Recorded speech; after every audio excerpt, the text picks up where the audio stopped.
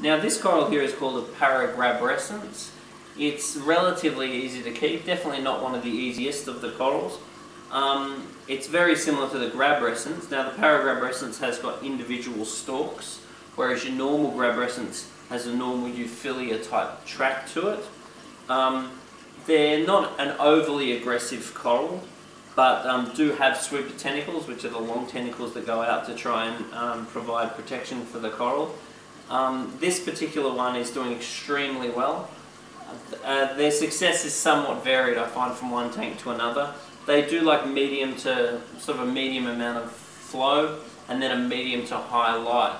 So they're a very good coral to choose, but a little bit more variable in their success than some of the other corals in this aquarium.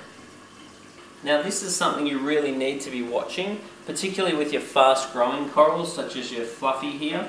So this fluffy down at the bottom is growing quite well, and it's well and truly over competing with the glabrescens at the back, which is the torch coral.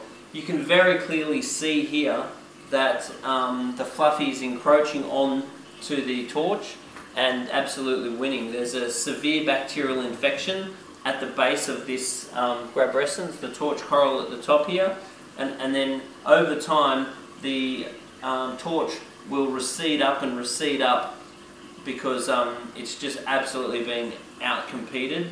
In this sort of circumstance, you've really got to try and, where possible, relocate that torch, because it will slowly die off while it's being stung by this one at the bottom. And that's something you need to be looking at all the time, particularly in these really good aquariums where there's quite good growth. The whole time we need to be watching for not only what's happening, is for also what's going to happen. So that torch is almost certainly going to need to be moved if it's going to survive.